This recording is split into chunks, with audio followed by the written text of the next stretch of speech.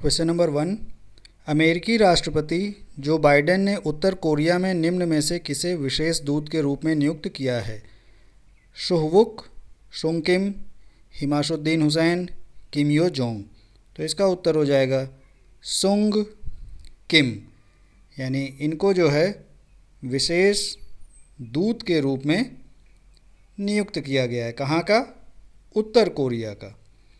तो बिल्कुल current affairs का क्वेश्चन है ये, हाल ही में जो घटनाएं घटित हो रही हैं।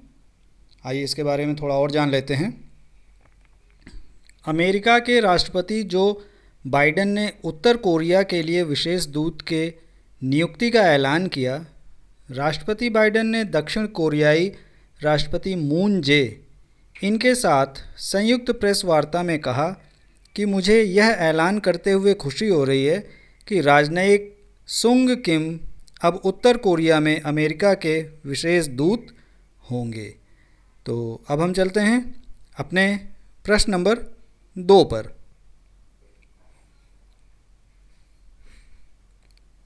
हाल ही में किस राज्य सरकार ने राज्य में कोरोना मरीजों के लिए उमंग के बाद अब संजीवनी परियोजना शुरू की है, या मुख्यमंत्री संजीवनी परियोजना शुरू की है?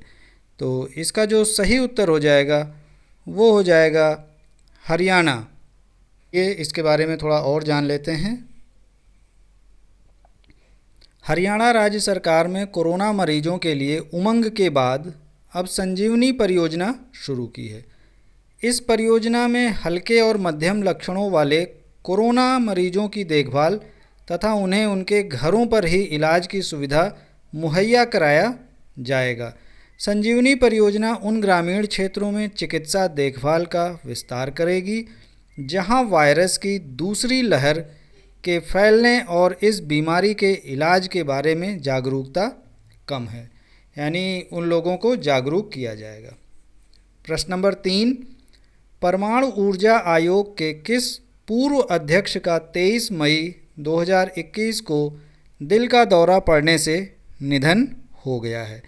के.एन. व्यास, श्री कुमार बनर्जी, राहुल सचदेवा, अनिल कुमार। तो इसका उत्तर श्री कुमार बनर्जी। श्री कुमार बनर्जी का जो 23 मई को दिल का दौरा पड़ने की वजह से निधन हुआ है, उनके बारे में थोड़ी और जानकारी कर लेते हैं। परमाणु ऊर्जा आयोग के पूर्व अध्यक्ष श्री कुमार बनर्जी का 23 मई 2021 को दिल का दौरा पड़ने से निधन हो गया। वे साल 2012 में परमाणु ऊर्जा आयोग के अध्यक्ष और परमाणु ऊर्जा विभाग के सचिव पद से सेवानिवृत्त हुए थे, यानी रिटायर हुए थे।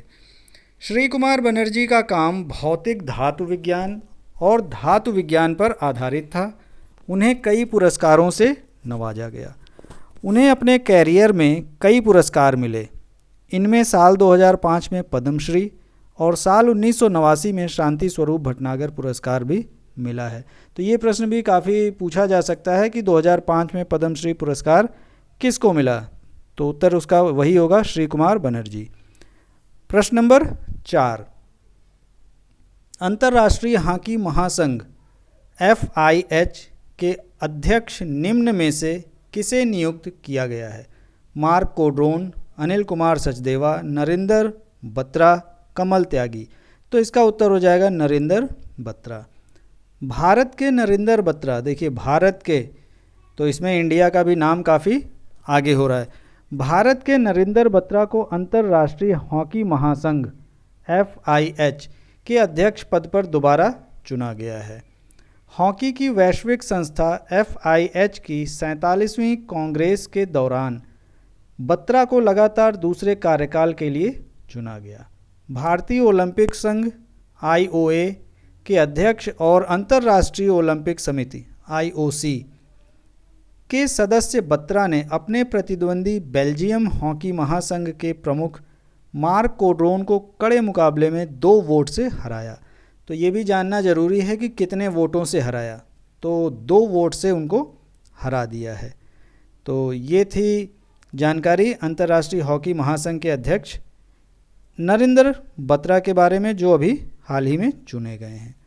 अब यहाँ पर एक FIH तो FIH जिसको अंतर्राष्ट्रीय हॉकी महासंघ कहते हैं, यानी फेडरेशन ऑफ इंटरनेशनल हॉकी।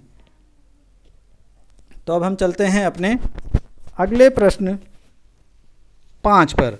इस करंट अफेयर्स में हमने कुल 8 अति महत्वपूर्ण प्रश्नों का चयन किया है, जो करीब 24 मई 23 मई को घटित घटनाओं से आधारित हैं। तो ये देखिए प्रश्न number 5, Asian cricket council ACC ने 2021 एशिया कप को स्थगित करते हुए कब कराने की घोषणा की है? साल 2022 में, साल 2024 में, साल 2025 में, साल 2023 में। तो इसका सही उत्तर हो जाएगा साल 2023 में।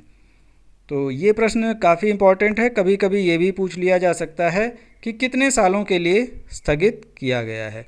तो 2021 में होना था, अब 2023 में होगा, तो 2 सालों के लिए इसे स्थगित किया गया है। एशिया कप 2021 के आयोजन को 2 साल के लिए स्थगित कर दिया गया है।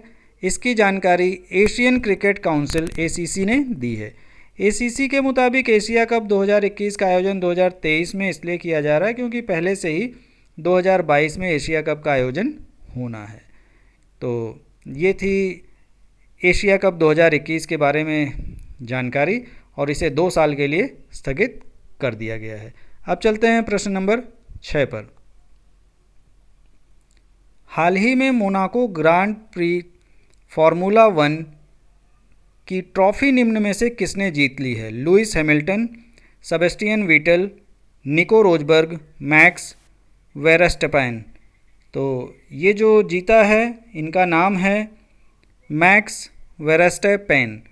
ठीक है, इन्होंने जो ग्रांड प्री फार्मूला 1 की ट्रॉफ़ी है जीतकर अपने नाम कर ली है।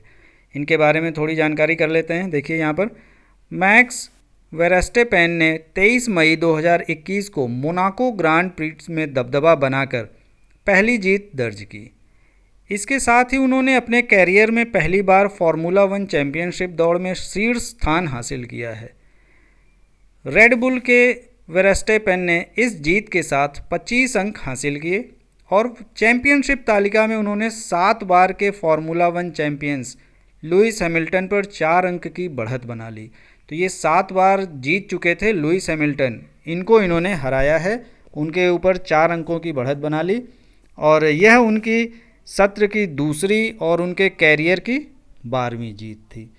ठीक है, तो ये 11 बार पहले जीत चुके हैं और ये उनकी 12वीं जीत थी, और इस सत्र में वो दूसरी बार जीते हुए हैं।